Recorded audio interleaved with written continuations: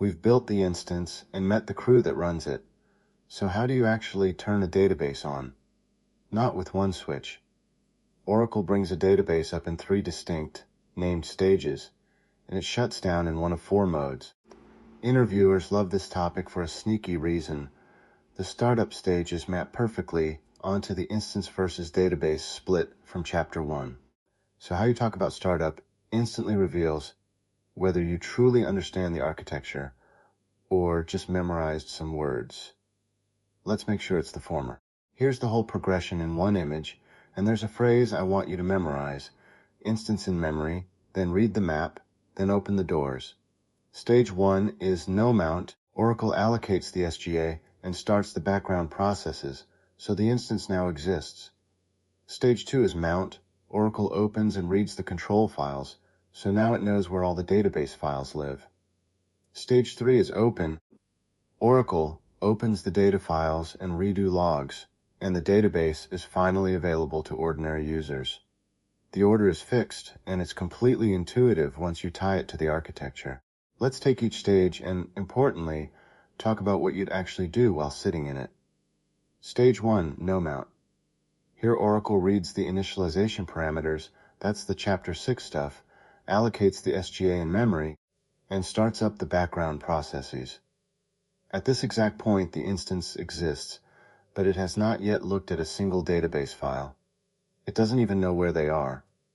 So when would you ever deliberately stop here? 2 cases, creating a brand new database or recreating a lost control file. In both, there's literally nothing else the instance could be doing because the file layout isn't known yet. Notice this is the pure instance-only state from Chapter 1. Data in motion, no database attached. That's why this stage exists at all. Stage 2, Mount. Now the instance opens and reads the control files. Remember from Chapter 7 that the control file is the map? It holds the names and locations of every data file and redo log. So after Mount, Oracle knows where everything is, but it hasn't opened those files for normal use yet. The doors are still locked to users. That makes Mount the perfect stage for maintenance that has to happen with everyone locked out. Recovering the database, renaming data files, or switching the database into archivalog mode. Circle that last one. Turning on archivalog mode happens in Mount because it's a favorite detail that ties directly back to the startup sequence when we hit Chapter 10. Stage 3, Open. Oracle opens the data files and the online redo logs, and now the database is available to ordinary users. Reads and writes flow. LGWR is recording redo, so durability is in effect, and sessions connect through the listener and get to work. This is the normal running state, and a healthy database spends virtually all of its life right here in Open.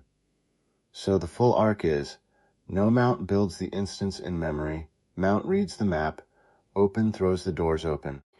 If you can say that progression and explain what task each stage is good for, you've shown an interviewer you genuinely understand how the instance and the database come together.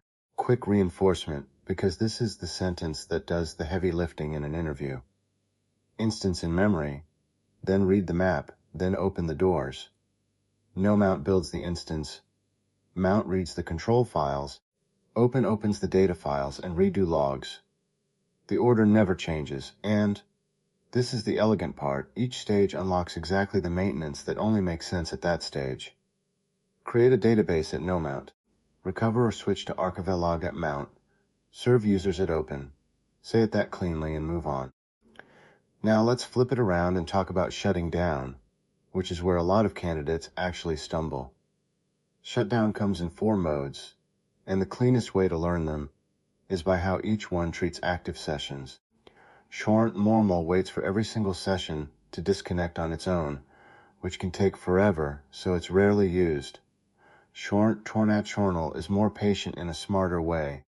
It waits only for in-progress transactions to finish, then disconnects sessions. Short immediate is the everyday choice. It rolls back uncommitted transactions, disconnects everyone, and closes cleanly without waiting around. And ABORT is the emergency stop. It kills the instance instantly and rolls nothing back. Notice the last column. 3 of these are clean, 1 is not. That distinction is the whole game, so let's zoom in on it. Let's single out immediate, because it's the one you'll actually type most days. Churn immediate rolls back any uncommitted transactions, disconnects all the sessions, and closes the database cleanly, but without waiting for people to disconnect on their own. So you get speed and a consistent shutdown at the same time. Why not use normal? Because it politely waits for every session to leave, and one forgotten idle connection can make it hang basically forever. Why not just always abort, since it's even faster? Because abort is unclean and forces recovery on the next startup. Immediate is the sweet spot, quick, clean, predictable. That's your default answer when someone asks how you shut a database down. And Shurm abort, the emergency stop. It kills the instance instantly and rolls nothing back. The price is that the next startup requires instance recovery. And remember who does that automatically? SMUN, from Chapter 4. Here's the insight to say out loud, because it's exactly what an interviewer is fishing for. Normal, transactional, and immediate are all clean shutdowns that leave the database consistent, while ABORT is unclean and forces recovery on the next start. In day-to-day life, you reach for immediate. You only pull the ABORT lever when nothing else is responding and you have no choice. State that trade-off, and you sound like someone who's actually had to make the call at 2 a.m. 2 more things that round out a complete answer. First, who's allowed to do this? Not ordinary users. Starting and stopping a database requires an administrative privilege, DBA for full control, or YSOPR for basic operational control, and you typically issue the commands from SQL Plus while connected ASWIS DBA. We cover those privileges properly in Chapter 11. Second, the multi-tenant twist, and mentioning it signals real 19C familiarity. When you start the CDB, its PDBs do not automatically open. After the CDB is open, you open the pluggable databases yourself with ALDI pluggable database open, and you can run save state so they reopen automatically next time. Small detail, big credibility. Let's lock it in. Startup is 3 stages. NOMOUNT builds the instance, Mount reads the control files, Open opens the database. You switch on archive-log mode in Mount, and you create a new database in NOMOUNT. For shutdown, normal, transactional, and immediate are all clean, while abort is unclean and forces recovery. Use immediate for everyday work and save abort for emergencies, knowing SMON will recover on the next start. And the 19C detail, opening the CDB does not open its PDBs, you do that with ALTI pluggable Lasabear open.